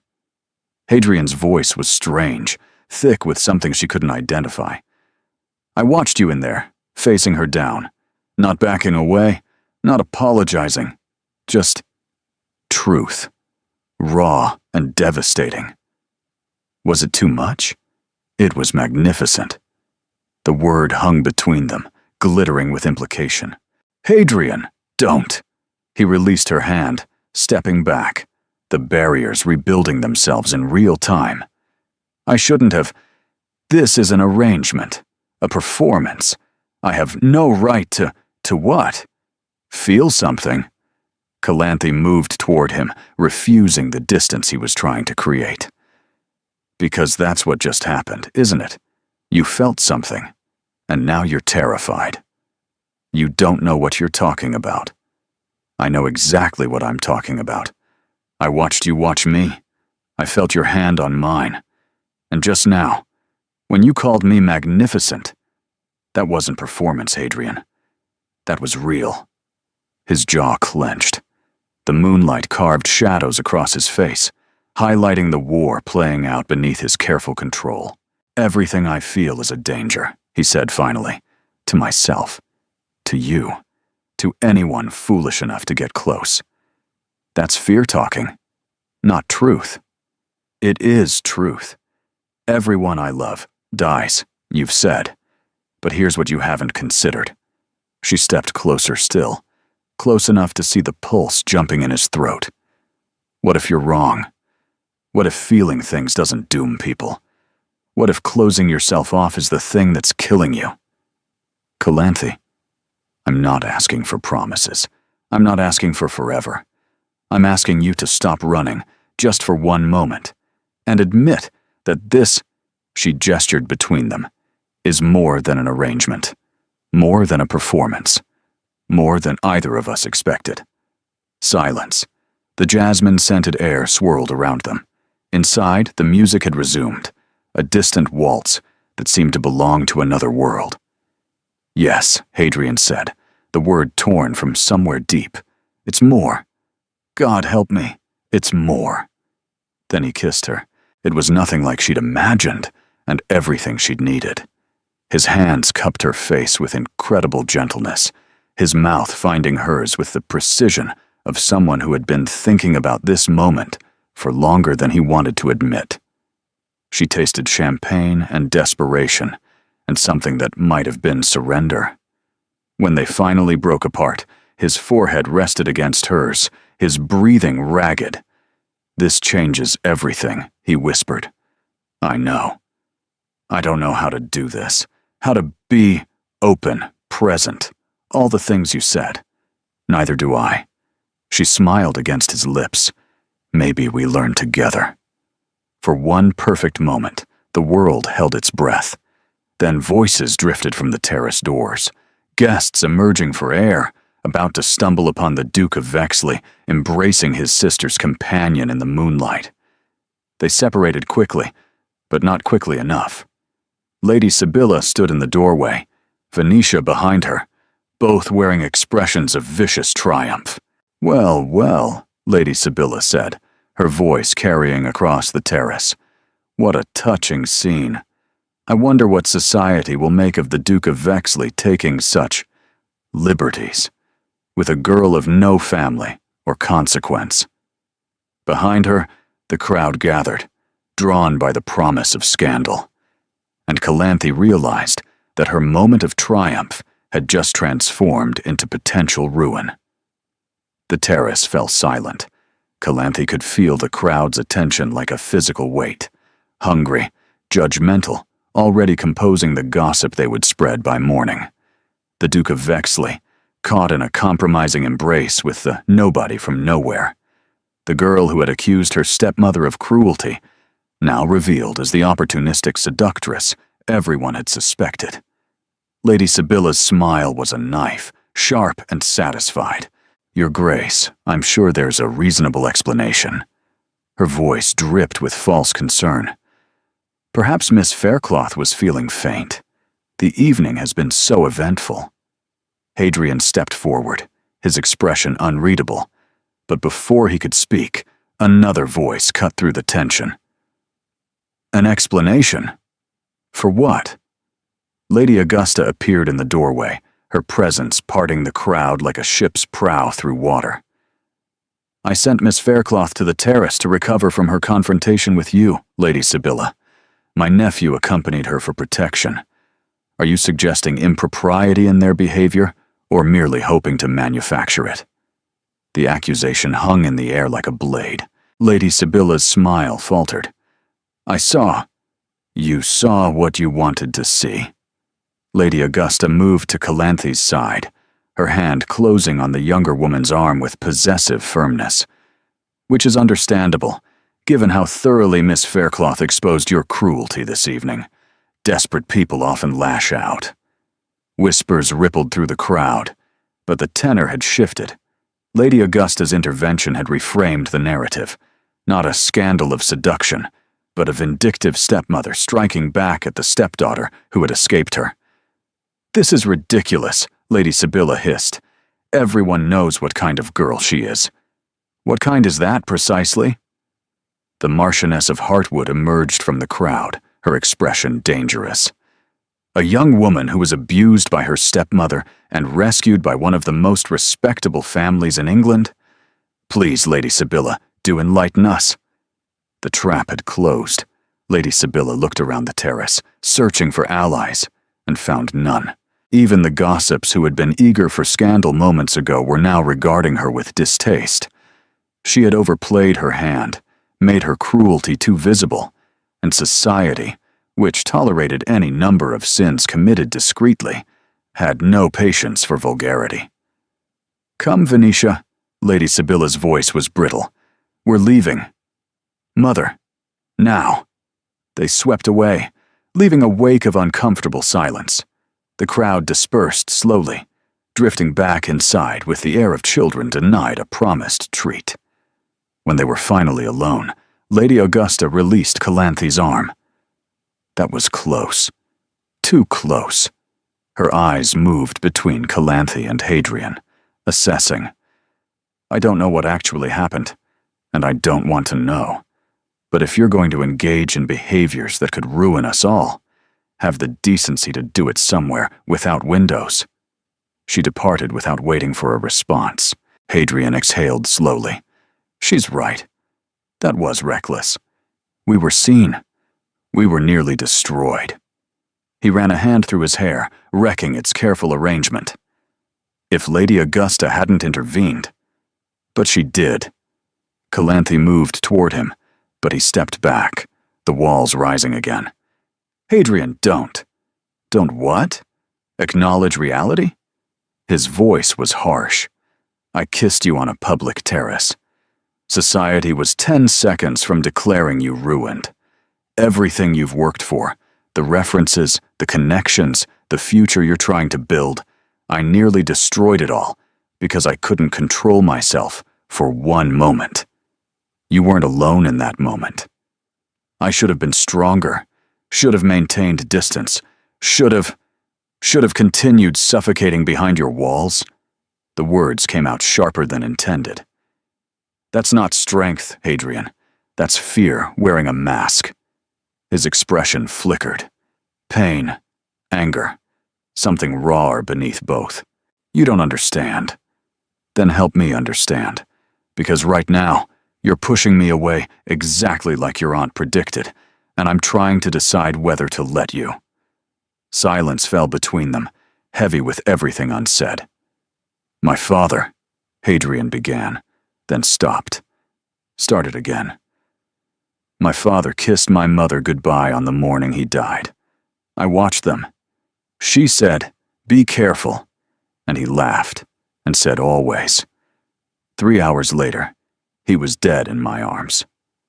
Calanthe's breath caught. I've replayed that moment 1,000 times. What if she'd made him stay? What if her worry had been enough to change his mind? But it wasn't. Loving her, being loved by her, it didn't protect him. It just meant she had to spend the rest of her life missing him. He met her eyes, and his were devastated. She died 6 months later. The doctors called it fever. But I know the truth. She died because living without him was unbearable.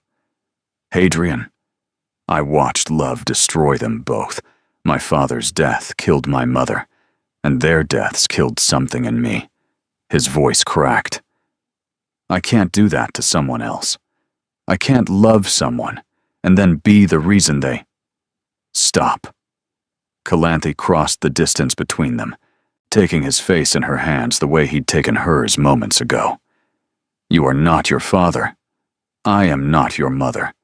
And love doesn't work the way you think it does. You don't know that.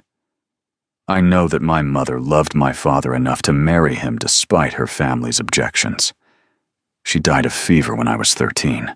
Not of grief, not of love, just a terrible illness that took her too soon. And you know what she told me before she went? Tears were streaming down Calanthe's face now, but she didn't care.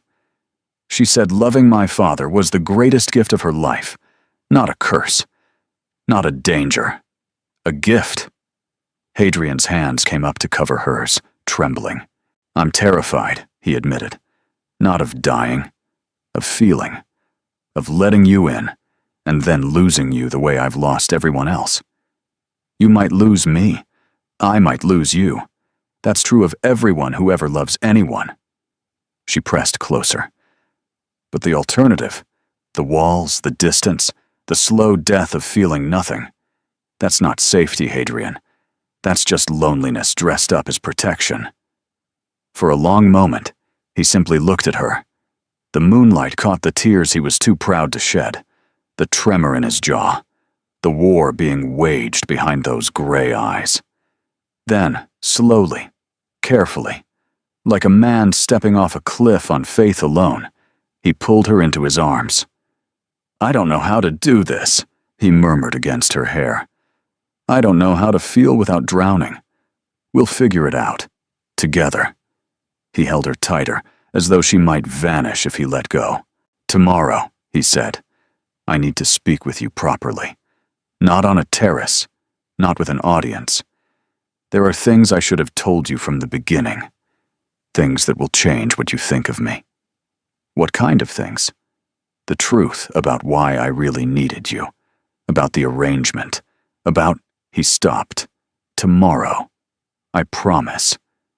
Calanthe wanted to push, to demand answers now, but she could feel the fragility in him, the courage it had taken to crack the walls even this much. Some confessions needed daylight to survive. Tomorrow, she agreed. They stood together in the moonlight, holding each other like survivors of a shipwreck, until the sounds from inside reminded them that the world was still watching. When they finally returned to the musical, hands properly distant, expressions carefully composed, Calanthe carried the memory of his arms around her like a secret. Whatever tomorrow brought, tonight had changed everything. Morning came, and with it, catastrophe. Calanthe woke to shouting. Lady Augusta's voice raised in fury, Tamsin's in distress, and beneath both, a silence where Hadrian's voice should have been. She threw on a wrapper and rushed to the hallway, nearly colliding with Alice. "Miss, you shouldn't. There's been news." "What news?" Alice's face crumpled. "The Duke, miss. He's gone." The words made no sense. Gone? Gone where? The country estate, Ashworth Manor. He left before dawn. Alice pressed a folded paper into Calanthe's hands. "He left this for you." The note was brief, his handwriting sharp and jagged. "Forgive me. I cannot explain, but I must go.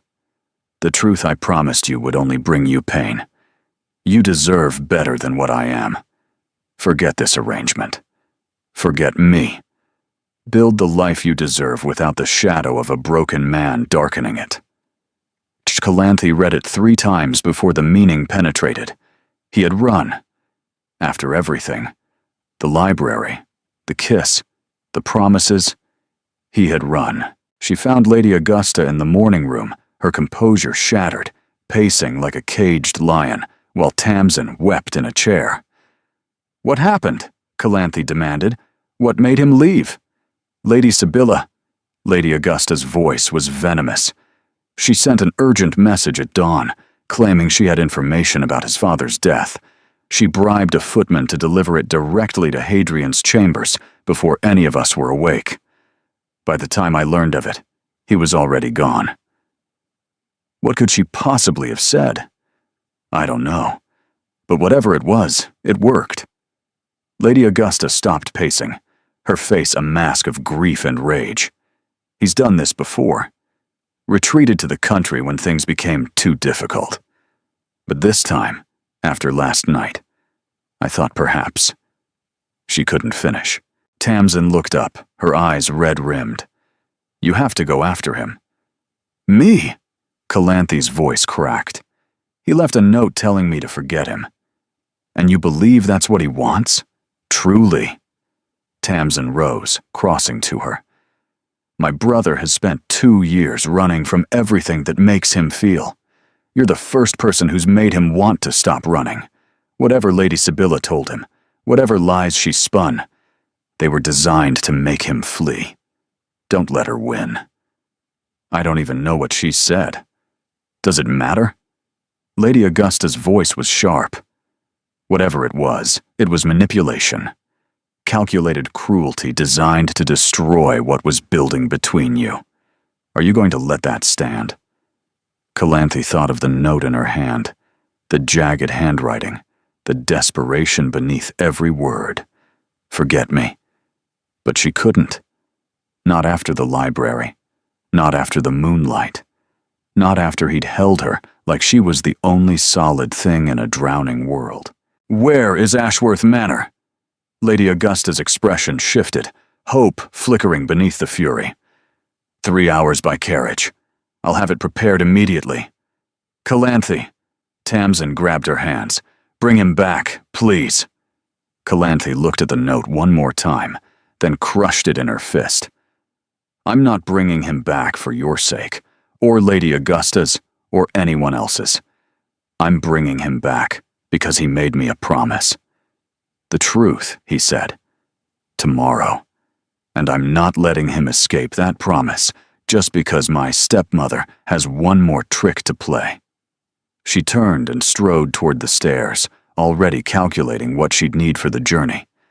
Behind her, she heard Lady Augusta say quietly to Tamsin, "Well, it seems we chose better than we knew." The carriage ride to Ashworth Manor was torture. 3 hours of countryside rolling past, indifferent to her turmoil. 3 hours replaying every moment with Hadrian, searching for anything that might explain why he had run. By the time the manor appeared on the horizon, Calanthe's fury had crystallized into something cold and sharp. Ashworth Manor was nothing like the London townhouse. Where Vexley House was formal and imposing, the manor sprawled across its grounds with rambling warmth. Stone walls covered in ivy, gardens gone slightly wild, a lake glittering in the afternoon sun. It looked like a place where laughter might have once echoed, before grief silenced it. The butler who answered the door was clearly unprepared for visitors. "Miss, I beg your pardon, but the Duke has given strict instructions." "The Duke can give me those instructions himself." Calanthe pushed past him into the entrance hall. "Where is he?" "Miss, I really must insist. The lake." A new voice, female, came from the stairs. An older woman descended, gray-haired and kind-faced, wearing the apron of a housekeeper. "He always goes to the lake when he wants to disappear. Has since he was a boy." "Mrs. Hartley," the butler protested. "Oh, hush, Crawford. The poor girl's traveled 3 hours to collect our stubborn master. The least we can do is point her in the right direction." The housekeeper's eyes met Calanthe's with something like approval. Through the gardens, past the rose arbor, down the hill. "You can't miss it." "Thank you." Calanthe ran. The gardens were beautiful, overgrown, and full of thorns that caught at her dress as she pushed through. The rose arbor was tangled and wild, petals scattered across the path like offerings. And beyond it, just as promised, the lake spread silver and still, with a single figure standing at its edge. Hadrian heard her approach. Of course he did. But he didn't turn. "I told you to forget me. And I told you I don't take orders from cowards." He flinched at the word, but still didn't turn. "You should go back to London. Lady Augusta will help you find a position. The references I promised. Damn your references." Calanthe stopped a few feet behind him, breathing hard. "You made me a promise, Hadrian. The truth. Tomorrow. Remember. The truth is poison. The truth is what I'm owed. After everything. After the library. After the terrace. After you held me like I mattered. You don't get to run away and hide behind noble suffering. You owe me an explanation." Finally, he turned. He looked terrible. The careful control that defined him had cracked, revealing the devastation beneath. His eyes were red-rimmed, his face haggard, his entire being radiating a despair that stole her breath. "Lady Sibylla sent me a message this morning." "I know. She told me something. About my father. About the accident." He laughed, and it was the most broken sound Calanthe had ever heard. "My father didn't fall from his horse." The world tilted. "What do you mean?" "She claims she was there, at the hunt that day, a guest of the local gentry. She says she saw what happened." His voice was hollow. "My father's horse didn't throw him. The girth strap was cut. Someone sabotaged his saddle." Calanthe's blood ran cold. "Someone murdered him. My father was murdered?" Hadrian's composure shattered completely. "And according to Lady Sibylla, she knows who did it. But she'll only tell me if I give her what she wants." "Which is? You." His eyes met hers, devastated. "She wants you returned to her household, publicly disgraced, your accusations recanted. In exchange, she'll tell me who killed my father." The manipulation was so monstrous, so perfectly calculated, that Calanthe almost admired its cruelty. "And you believed her? You ran away to protect me from a trade you thought I couldn't refuse?" "I ran away because I can't choose," his voice cracked. I can't choose between the truth about my father and you. I can't. So, you chose to give us both up instead. Anger flooded through her, hot and clarifying. That's not protection, Hadrian. That's surrender. What would you have me do? Fight. She closed the distance between them, grabbing his lapels. We find another way to uncover the truth. We expose Lady Sibylla's blackmail. We refuse to let her control us. You don't understand. If she knows who killed him, she's lying. The certainty crystallized as Calanthe spoke. Think about it. Lady Sibylla has spent 18 months trying to destroy me. Now, when I've finally escaped, when I've finally found someone who... She stopped. She's lying because the truth is her only weapon left. She'll say anything, invent anything, to get what she wants. Lady Sibylla never valued leverage she couldn't spend immediately. The logic was sound. She could see him processing it, the desperate hope warring with the grief. But if there's even a chance, then we investigate. Properly. Not by surrendering to a woman who held me down and cut my hair to make me unwantable. Calanthe's grip on his lapels tightened. You asked me to stay, to be real with you, to help you feel something again. Well, I'm staying. I'm being real. And what I feel right now is furious that you tried to throw away everything we're building because my stepmother is a monster. He was crying now.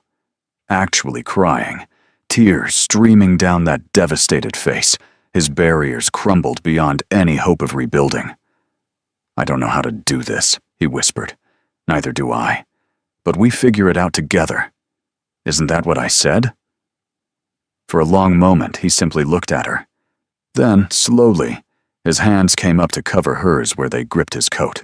I'm sorry. I was trying to protect you. I don't need protection. I need partnership. She softened her grip, let her hand slide up to cup his face. Can you give me that? Yes. The word was a vow. God, help me. Yes. He kissed her, and it tasted of salt and surrender, and something that might have been hope. When they finally broke apart, the sun was setting over the lake, painting everything gold. We should return to London, he said quietly. Face whatever comes together. Together, she agreed. They walked back toward the manor hand in hand, leaving the lake and its shadows behind. The carriage ride back to London was nothing like the journey out. Calanthe and Hadrian sat side by side, their hands intertwined, speaking in low voices about everything and nothing. He told her about his childhood at Ashworth Manor, the tree he'd climbed despite his mother's protests, the pony his father had given him for his 8th birthday, the hidden alcove in the library where he'd read adventure stories when he should have been studying Greek. She told him about her mother's garden, filled with roses that bloomed every color, and how she'd learned to read sitting in her father's lap while he reviewed shipping manifests. About Jonathan, her brother, who she'd barely mentioned before, who had their father's dreaming nature and their mother's stubborn heart. They spoke of grief and healing, of the slow work of choosing to live again. Beneath it all ran something new, a foundation being laid, stone by careful stone. When they arrived at Vexley House near midnight, the household was waiting. Tamsin flew down the steps and threw herself at both of them, laughing and crying simultaneously. Lady Augusta stood in the doorway, her expression complex, relief and caution, and something that might have been hope. Well, she said as they approached, I see the prodigal has returned, with company no less. Aunt Augusta, Hadrian began, we'll speak in the morning. For now, rest. Both of you. Her eyes lingered on their joined hands. I assume there are developments I should be aware of. Several. Hadrian's voice was steady for the first time since Calanthe had known him. But they can wait until we've dealt with Lady Sibylla. Dealt with her, how? She made a claim this morning about my father's death, about it being murder. Gasps from Tamsin and the assembled servants. But Lady Augusta's expression merely sharpened. I don't believe her. Neither does Calanthe. But we need to be certain. Lady Augusta was silent for a long moment. Then she nodded slowly. I may have information that's relevant. Edmund, your father, confided certain suspicions to me before he died. I dismissed them as paranoia at the time. Perhaps I was wrong. She stepped aside to let them enter. Tomorrow, after breakfast, we'll discuss everything. The household settled into an uneasy quiet. Calanthe retreated to her room, but sleep wouldn't come. Her mind churned with questions about Lady Sibylla's claims, about Lady Augusta's secrets, about what tomorrow might reveal. Near 2 a.m, she gave up and made her way to the library. Hadrian was already there. He sat in his usual chair, staring at the dying fire, but he looked up when she entered. The devastation from earlier had faded, replaced by something more settled. Still wounded, but no longer drowning. Couldn't sleep either? Too many thoughts. She settled into the chair across from him. Your aunt said your father confided suspicions to her. Do you know what she meant? No. His brow furrowed. Father and Aunt Augusta were close, but he never mentioned anything to me about feeling unsafe or threatened. Maybe he was protecting you. Maybe. He was quiet for a moment. Calanthe, if Lady Sibylla's claim is true, if my father really was murdered, then we find out who did it and why, and we make them answer for it. She reached across the space between them, taking his hand. But we don't sacrifice ourselves in the process. That's not what your father would have wanted. His fingers tightened around hers. You sound very certain about what my father would have wanted. I'm certain about what loving parents want for their children. Safety, happiness, a future worth living. She thought of her own parents, of the sacrifices they had made, of the love that had shaped her even in their absence. Whatever happened to your father, he wouldn't want you to destroy yourself avenging him. Hadrian was silent for a long time. I've spent 2 years wishing I could have saved him, he said finally, imagining what I could have done differently, blaming myself for not seeing it coming, for not somehow preventing his death. And now? Now I'm starting to realize that blame is just another way of avoiding grief. He met her eyes. You've taught me that. In the span of a few weeks, you've dismantled defenses I spent years building. Is that a complaint? It's a thank you. He raised their joined hands, pressing his lips to her knuckles. For not letting me run, for coming after me, for being stubborn enough to match my fear with something stronger. What's stronger than fear? Hope. The word was barely a whisper. I'd forgotten what it felt like, to hope, to want a future instead of merely enduring the present. Calanthe's heart clenched. Hadrian, I love you. The words fell into the silence like stones into still water, ripples spreading outward toward infinity. I know it's too soon. I know we barely know each other. But I've spent 2 years feeling nothing, and in 3 weeks, you've made me feel everything. His voice shook. So yes, I love you, and I know that's terrifying, and I know the timing is absurd, but I couldn't spend another moment pretending otherwise. Calanthe stared at him, at this impossible man who had started as a cold stranger and become, what? Her ally, her confidant, her reason for believing that life could still hold sweetness. I love you too, she heard herself say, against all logic and reason, despite the fact that you can be the most infuriating person I've ever met. His laugh was startled, genuine, a sound she'd never heard from him before. Infuriating? Absolutely maddening. She was laughing now too, tears pricking her eyes. You run away to the country without explanation. You write melodramatic notes about being a shadow. You make me chase you for 3 hours in a carriage. He kissed her, swallowing the list of complaints, and she let him because none of them mattered anyway. When they finally parted, the fire had died to embers, but neither of them noticed.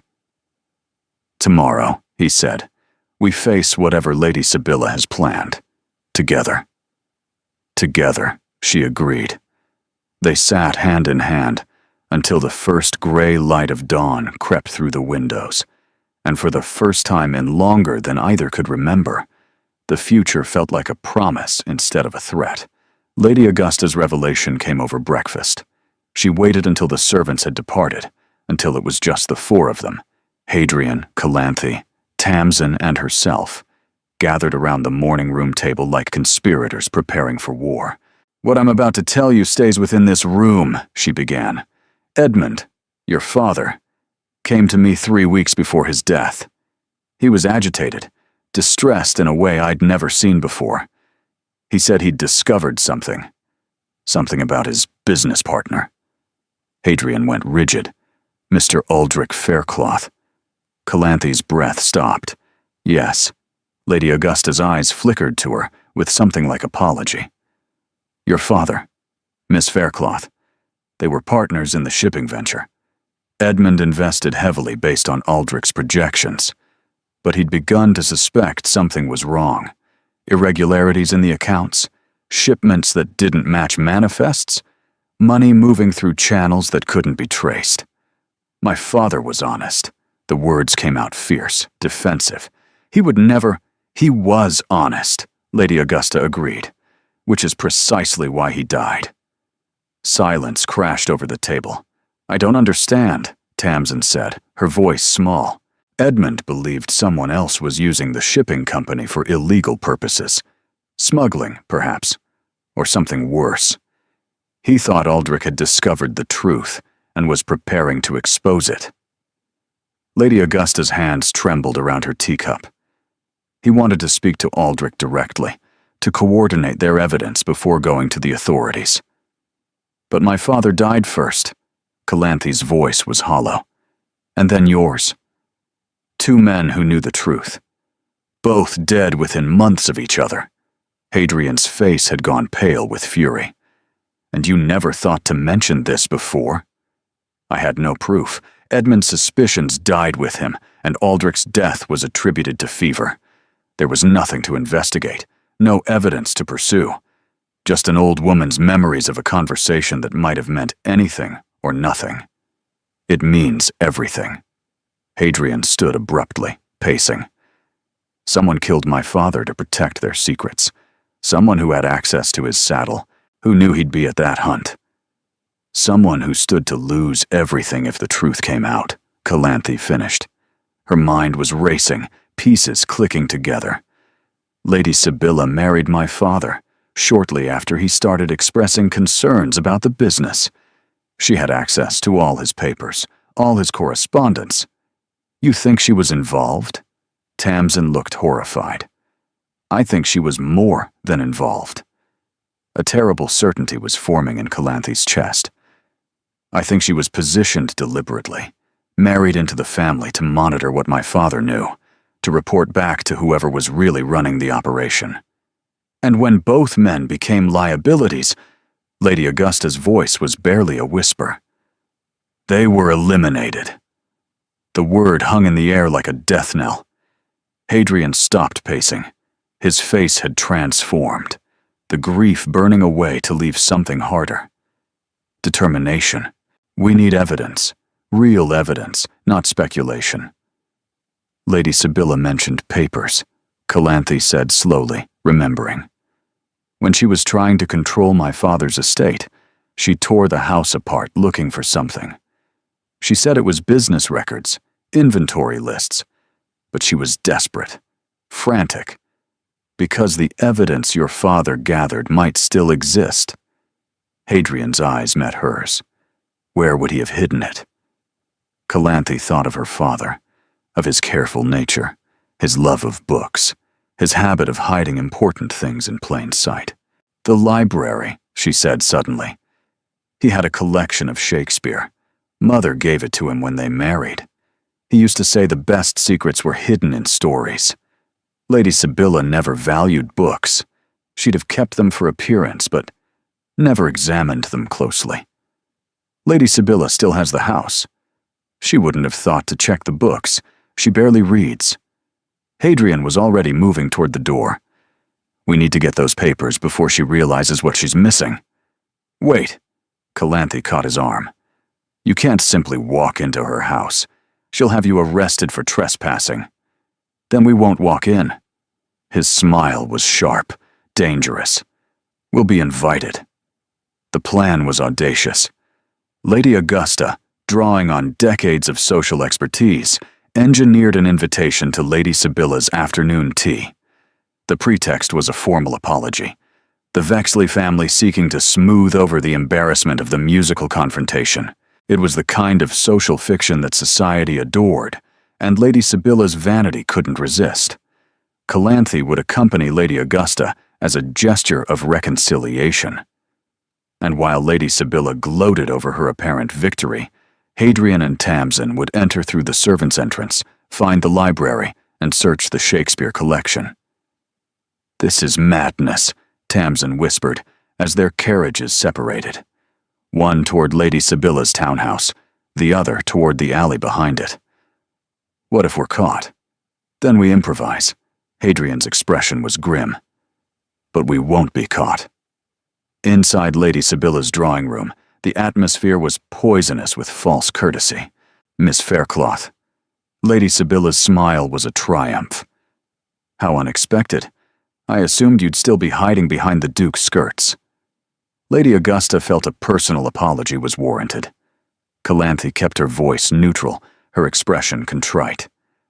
"The scene at the music hall was inappropriate. Whatever our personal disagreements, public confrontation serves no one." Lady Sibylla preened, accepting the capitulation she believed she was witnessing. "How gratifying to hear. I've always said you simply needed proper guidance. Your mother, God rest her soul, was too indulgent." Calanthe's nails bit into her palms, but she smiled. Lady Augusta carried the conversation with practiced ease, discussing the weather, the season, the latest gossip. Every minute that passed was another minute for Hadrian and Tamsin to complete their search. 20 minutes. 30. Calanthe's nerves were screaming. Then Venetia entered, her face pale with alarm. "Mother, there's someone in the library." Everything happened at once. Lady Sibylla rose, her composure shattering. Calanthe moved to block the door. Lady Augusta pressed a hand to her chest, feigning a spell of weakness that required immediate attention.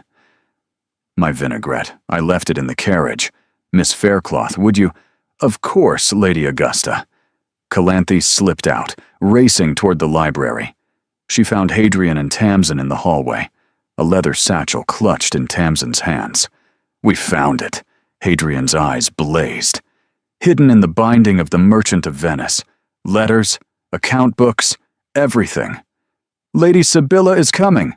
The servant's entrance. "Go." He grabbed Calanthe's hand. "All of us. Now." They fled through the kitchen, past startled maids, out into the alley where their carriage waited. Behind them, Calanthe heard Lady Sibylla's scream of rage, but they were already moving, horses' hooves clattering against cobblestones, freedom within reach. "Did anyone see your faces?" Hadrian demanded. "The cook, but she's always hated Lady Sibylla." Tamsin was laughing, giddy with terror and triumph. "We did it. We actually did it." Calanthe clutched the satchel against her chest, feeling the weight of her father's evidence, his final gift. "Now we rid it," she said. "And then we end this." The truth was worse than anyone had imagined. Aldrich Faircloth's hidden papers revealed a conspiracy that stretched back years. The shipping company had been infiltrated by a smuggling ring, moving not goods, but people. Desperate souls fleeing poverty, sold into servitude, or worse across the Atlantic. The profits were staggering, the cruelty industrial. At the center of it all was Lord Cornelius Ashford, Lady Sibylla's lover before her marriage, still her partner in crime after it. He had used Aldrich's legitimate business as cover for his operation, eliminating both Aldrich and Edmund Vane when they threatened to expose him. Lady Sibylla had been his instrument.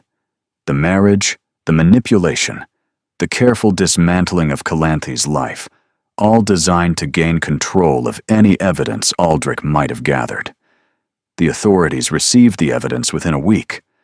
Lord Ashford was arrested at his country estate, dragged from his bed in the early hours, while society watched in horrified fascination. Lady Sibylla fled to the continent, but was apprehended in Calais, her trunks full of jewels stolen from both marriages, her protestations of innocence convincing no one. Venetia, it emerged, had known nothing. She was guilty only of vanity and willful blindness, crimes that society would punish more thoroughly than any court. And through it all, Calanthe stood at Hadrian's side. The scandal was immense, the gossip unending, but Lady Augusta managed the narrative with ruthless precision. The Duke of Vexley and Miss Faircloth were portrayed not as conspirators, but as crusaders. Brave souls who had risked everything to uncover a terrible truth and bring justice to the innocent. By the time the season ended, Calanthe Faircloth was the most talked-about woman in London. The Sinclair Ball was the event of the summer, and Calanthe dressed for it in a gown of deep crimson silk that made her look like a flame. Her hair had grown in the weeks since Lady Sibylla's arrest, still short, but no longer jagged. She wore it proudly now, adorned with rubies that Hadrian had presented her that morning. A gift, he'd said, clasping the necklace around her throat. For the woman who taught me to feel again. The rubies are too much. Nothing is too much for you. He'd kissed her then, the kiss of a man who no longer feared what he felt. Nothing will ever be enough. Now, standing at the top of the Sinclair ballroom staircase, Calanthe felt the weight of 100 watching eyes. But this time, they weren't watching to judge. They were watching in admiration. Hadrian appeared at her side, striking in evening clothes, his gray eyes warm with love. Ready? Terrified. Good. Terror keeps us sharp. He offered his arm. Shall we scandalize them one more time? They descended together, and the crowd parted before them. Whispers followed, but the tenor was different now. Not mockery, but fascination. The Duke of Vexley and his future Duchess, the woman who had unmasked a murderer and won the heart of London's most unavailable man. The waltz began. Hadrian swept her onto the floor, holding her closer than was strictly proper, his hand warm against her waist. I've been thinking, he said as they turned through the dance. Dangerous habit. Apparently so. He smiled, a real smile, the kind that transformed his face. I've been thinking about what you said, about partnership, about building something together. And I don't want to wait anymore. He pulled her closer still, until his lips brushed her ear. Marry me. Calanthe's heart stopped. Hadrian. I know it's sudden. I know we've only known each other 2 months, but I've spent 2 years feeling nothing, and every moment with you has been more alive than all of those empty days combined. His voice shook. I don't want to wait for the proper time, the proper circumstances, and the proper anything. I want you. Now. Forever. The waltz swirled around them, but Calanthe couldn't hear the music anymore. All she could hear was her own heart pounding, her own breath catching, and her own voice saying, yes. Hadrian's face transformed. The joy that broke through was blinding, radiant, the most beautiful thing she'd ever seen. He kissed her right there, in the middle of the Sinclair ballroom, in front of 200 witnesses and every gossip in London. Scandalized gasps rippled through the crowd. Someone dropped a champagne glass. Lady Augusta made a sound that might have been despair or triumph. But Calanthe didn't care. She was home. 6 months later, the gardens at Ashworth Manor were wild with roses. Calanthe walked among them, her fingers trailing over petals that bloomed every color. Crimson and gold and white and pink. She'd planted them herself, cuttings from her mother's garden that had survived Lady Sibylla's neglect, now thriving in soil that had seen so much sorrow and was finally learning joy again. "You're going to ruin that dress." She turned to find Hadrian watching her from the terrace, his expression soft with love. "I don't care about the dress." "I know. That's why I love you." She crossed the garden to join him, taking his hands in hers. The wedding ring on her finger still felt new, still made her heart skip every time she noticed it. "Your aunt sent a letter. She wants us in London for the Ashford trial." "Does she?" "Apparently they're calling me as a witness. Lady Augusta says I should wear something severe. Grief-adjacent but triumphant, she called it." Hadrian laughed, that real laugh she'd worked so hard to earn. "She's terrifying. She's effective. There's a difference." They stood together, looking out over the gardens and the lake beyond. The same lake where he'd tried to run from her, from himself, from everything that mattered. The same lake where she'd found him and refused to let go. "I found something today," Hadrian said quietly. "In my father's study." He handed her a small leather journal, worn with age. "His diary. From the year he met your father. I thought you might want to read it." Calanthe opened it carefully, and her breath caught. The pages were filled with praise for Aldrich Faircloth, his intelligence, his integrity, his vision for the shipping company they were building together. But one entry stood out, circled in faded ink. "Aldrich brought his daughter to the office today. A curious little thing, all questions and bright eyes. She reminds me of Hadrian at that age, too clever by half, too stubborn to quit, too alive to dim. I told Aldrich that someday our children might meet. He laughed and said he pitied any man foolish enough to try to tame his Calanthe. I believe he's right." Tears streamed down her face. "They knew each other," she whispered. "They were friends. More than friends. Partners. Visionaries." Hadrian's hand cupped her cheek, brushing away the tears. "Our fathers would have loved to see this. Us. Together. Do you think so?" "I know so." He pressed his forehead to hers. "They set this in motion even if they didn't know it. Everything that happened, the tragedy, the loss, the years of darkness, led us here, to this moment, to each other." Calanthe thought of her father's watch, still tucked in her pocket, of her mother's roses, blooming wild and free, of all the love that had been lost and all the love that had been found. "I used to think my story was about survival," she said quietly, "about enduring cruelty and emerging unbroken. And now?" She smiled, her heart so full it hurt. "Now, I know it was always about love. Finding it, fighting for it, letting it transform everything it touches." Hadrian kissed her, soft and sweet, with all the tenderness of a man who had learned to feel again. Behind them, the roses swayed in the summer breeze, their scent drifting across the garden like a benediction. And somewhere, Calanthe was certain, two fathers watched and smiled, their legacies finally at peace. "Thank you for being here. You are the reason these stories exist, because you believe in love that chooses courage over convenience, in characters who fight for happiness despite the odds, in endings that feel earned and true. Do you have a favorite line or scene? Your engagement helps me understand what moves you, what keeps you listening, and what kinds of stories to create next.